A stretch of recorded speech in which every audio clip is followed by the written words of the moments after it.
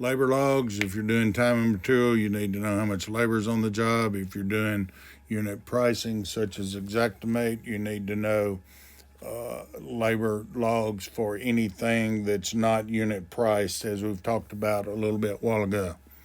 Equipment logs, how much equipment did you have in the building, which days, and that type of thing. Did you have any equipment malfunction, or was it cut off at some times? You need to be able to document that.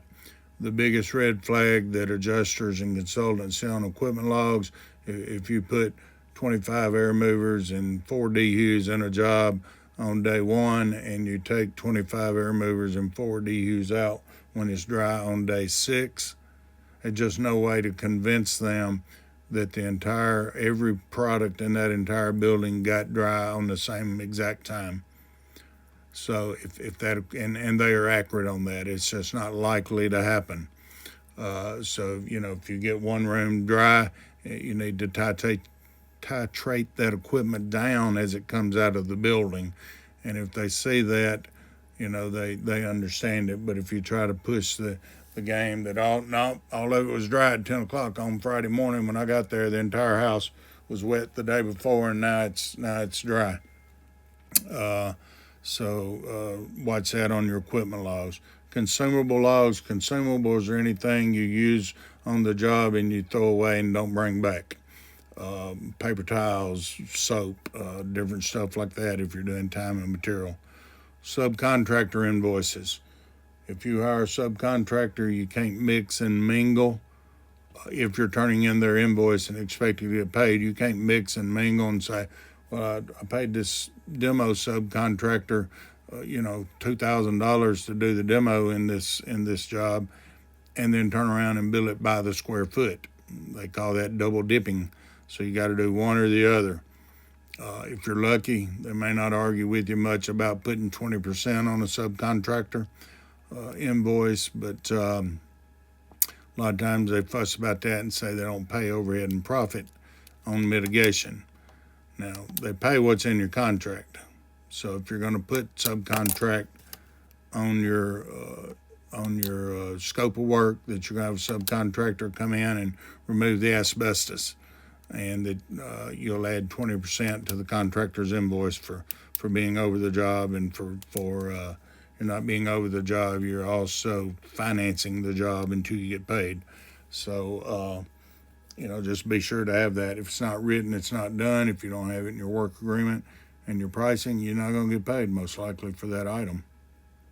If you're going to use biocides, you got so many people that are so happy and everything now. So if you're going to use biocides in a house, you need to talk to the tenants about it and have them give you approval to do that in writing, that we're going to use this biocide. The label says, you're not an expert, you don't tell them what it does or don't do, but the label says, it's okay to use this, that. Here's your safety data sheet on it. Show that to them, have them sign off on your approval of using it, have them sign off on the data sheet. Project safety and health elements are particularly, safety is always important, but it's important that you document that you have safety meetings on a commercial job. And a safety meeting goes something like this. Good morning, gentlemen. While y'all are signing your labor logs to come to work, I'd like to welcome you to the job today. The safety topic of the day is slip and fall. There's a lot of water on the floor. We're going to be mopping the floors. Once you take small steps, if you got on slick sole shoes, you might want to go change. But be careful. Let's not slip and fall. If you're carrying a bulky item, have 2 people help carry it so you don't trip backwards over something. We got a lot of people in there, a lot of cords you can trip over. Just be careful. Boom. End of the safety meeting. And on the bottom of the labor logs, you've got a little comment on there that says our safety topic of the day was blank. And right in there, your supervisor will write slip and fall. So boom, you had a safety meeting. Not a big, long, drawn-out thing.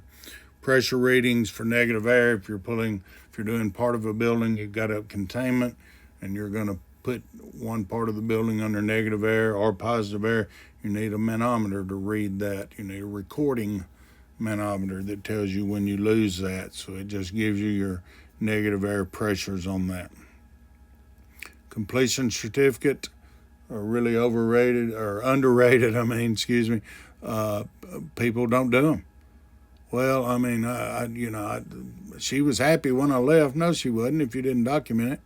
So, you do a completion certificate. You walk through with the job. You can't hold a gun to their head and make them sign it. But if they're generally happy on the day you're leaving, they generally will. It's not a problem. It's hard for them to come back later and sit beside the insurance company and say you did a bad job when they signed a completion certificate saying they was satisfied. Now, you remember I said earlier with the adjuster, if he's going to pick on you about something in the invoice, that you want a total list of what he's going to pick on you about because you're a big picture guy and you want to look at it all at once. You remember that? Now, same thing on this completion certificate. I custom made me one that says I'm satisfied with everything except, and I had about 6 lines on it. So if they wasn't satisfied with everything, I wanted us to fill that in because I want to know everything they're not satisfied with. I don't want to go come back the next day and sweep a floor, and then the next day when it's time to pick up a check, I got to come back and wipe off the light fixtures. The next day I get ready to sign a check, I got to pick my guys' cigarette butts out of the grass out front. I want to get everything that they're not satisfied with on one list. It narrows that down to where you get through with it quite often. Most of the time, you'll just draw a line down through there and says does not apply because they're happy with everything. Photo documentation is good and photo documentation is bad. Yep, it's both. Depends on what you take a picture of. I did a high-rise in Houston, Texas, and hired a photographer. I said, I got 700 air movers in this building. I've got 200 dehumidifiers in this building. I need pictures of all of them each and every day. Okay, and it's a professional photographer. Costs $5,000 or something like that for the job. I never looked at them. We just put the pictures in the file and put them on a disc and had all of them. When I did have to pick them up and look at them, she had gone to each and every air mover and each and every dehumidifier and stood right over the top of it and took a close-up picture. You couldn't tell if it's sitting in a warehouse somewhere, if it was in the hotel we were drying. You had no idea to know where they were. So make sure your pictures are relevant. Make sure they got some background in them. Make sure that they show what you're intending to show, that this piece of equipment is sitting here and operating and placed properly, not that it's a big red air mover. So make sure your photo documentation is decent. If you're charging for your guys to wear PPE on that job, your photographs should be of guys wearing PPE, guys being inclusive of guys, girls, and thems and theys and all that kind of stuff these days.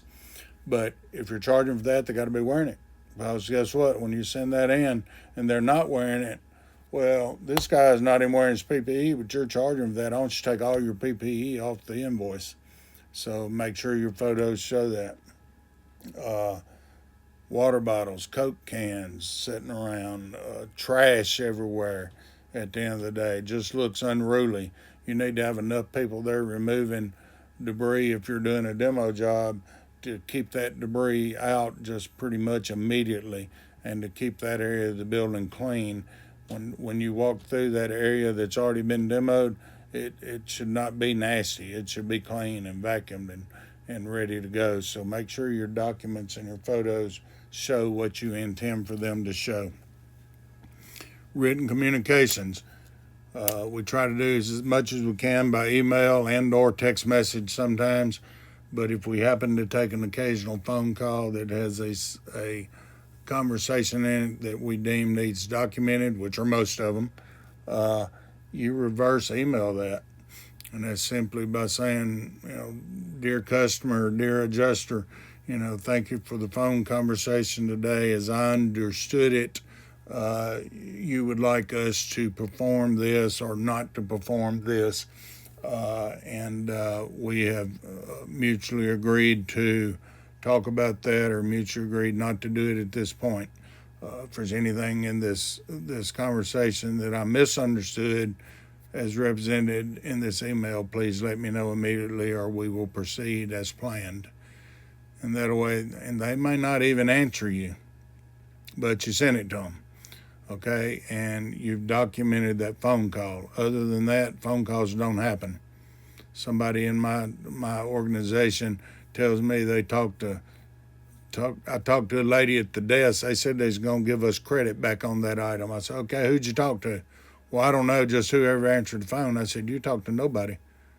I said, you don't even know who you talked to. I said, you got to document that and know who you're talking to.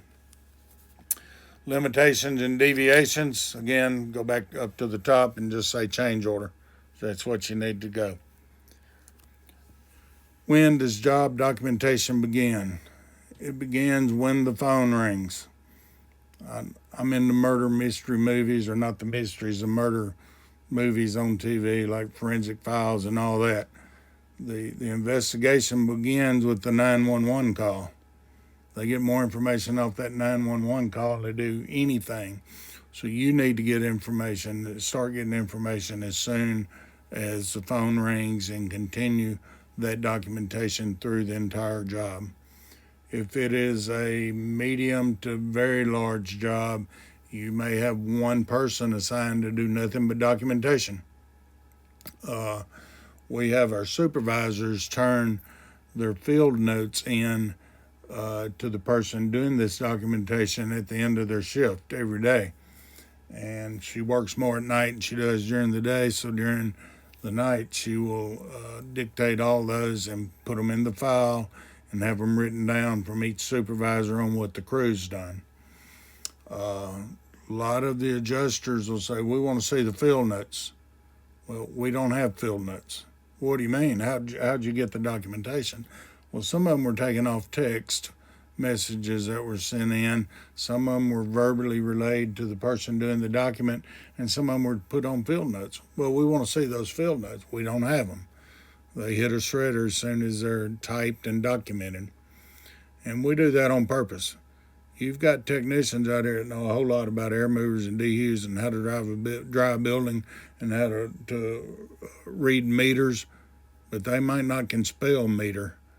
They might not can spell it. They might not can write a complete sentence, and that don't make them bad people. It just says they're not English majors.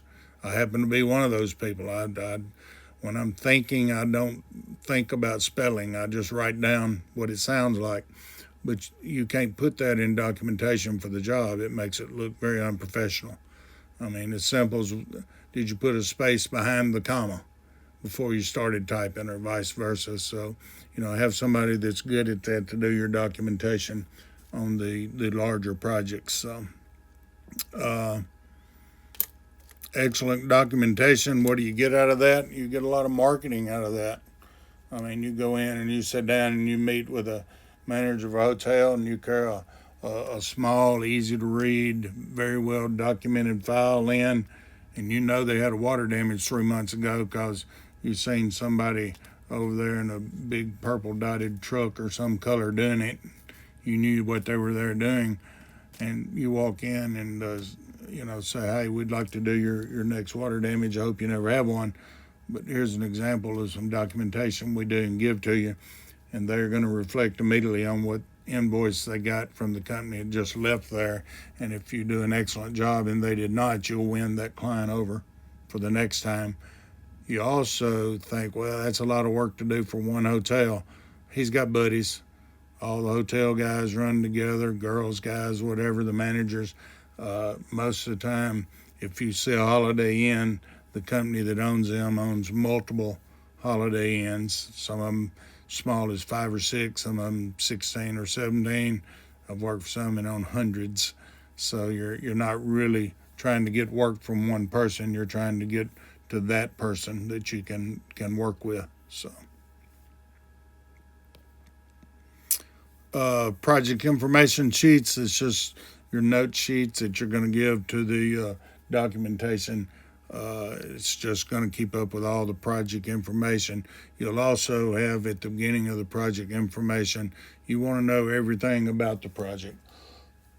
You may not get all that with that first 911 call, but you've got to build that document. Who's the building owner?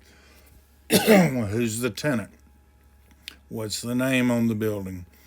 Is the tenant responsible for any of the damage, or does it all go to the property owner? What is the legal proper address for the building? You got some buildings so big they're on two streets and different numbers, so you got to find all that out to get the project information. Who's the contact person? Who's in accounts payable if you need to talk to someone about a payment? who's your boss? They can have committees, they can have groups, they can do anything they want to do, but you need a contact person to go through it. So your project information sheet would have that on there. So a lot about documentation. Documentation. So what's the source of your water? Be vague on that. You're not an investigator. You wasn't there when the water occurred. You don't want to say a clean water break. What if it wasn't clean? You just want to say water intrusion. You don't want to say from rain. You let somebody else figure that out. But you can, if it's very, very plain to see, if it came out of the toilet tank, you can say, water source, the toilet tank. You don't need to say because the flapper didn't work, because then you may find yourself testifying for the plumbing company because they put the flapper in yesterday. So just be vague on it, but give the source of the damage. The area affected, you want to have a map showing the area affected. We usually start getting the map drawn on day 2 on a medium or large project. On a small project, you can probably do it on day 1. Get a sketch of the building. There's programs and automatics and Matterports and a lot of things that do different sketches. So you need a sketch of the building to do that really well. And I mentioned Matterport. They make some very inexpensive Matterports or 3D imaging now. Some of them are handheld. They will save you so much time and money if you go ahead and do that project maybe even once a day to get all your documentation in.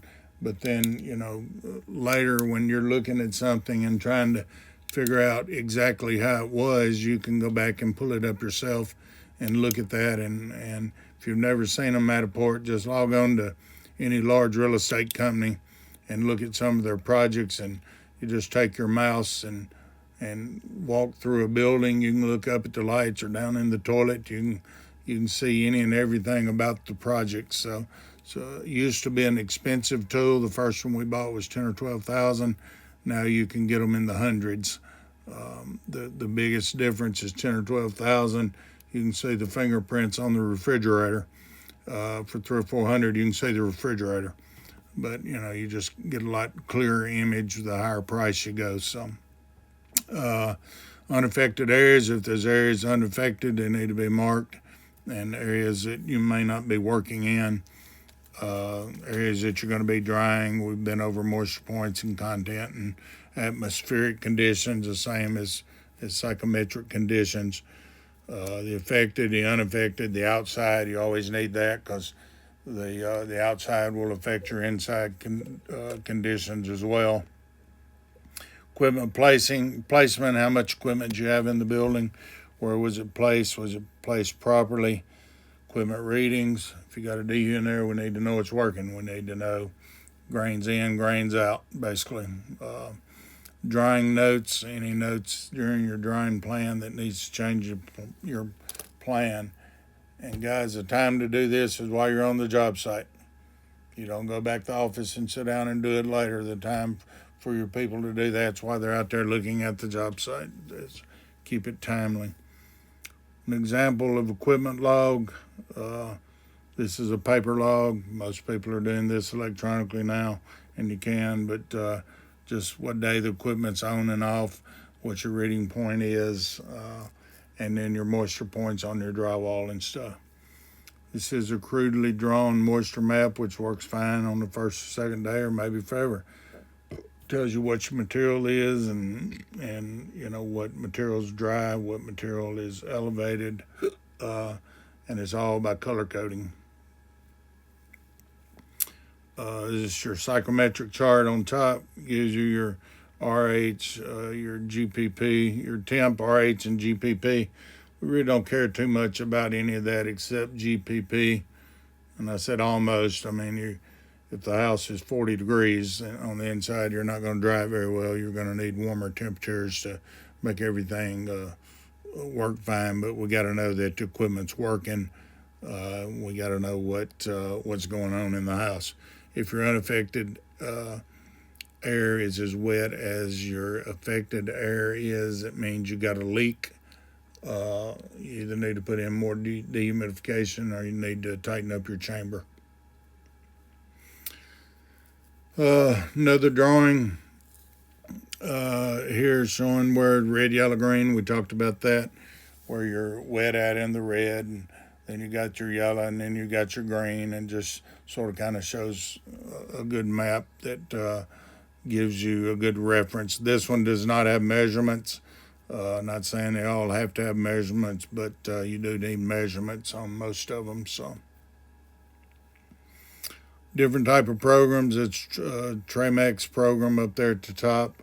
You got different tests, different programs that'll just do any and everything. Moisture Mapper has good points about it. They all have pros and cons that help you with your documentation. You figure out which one you want to use and go from there, and then stick with it. That's your program. So, our next presentation that we'll do will be turning moisture into money, a deep dive into moisture mapping, and we will go over that some more. And I know the documentation's a boring part. We're all hands-on owners and people that want to get in there and get work done. We're fixers.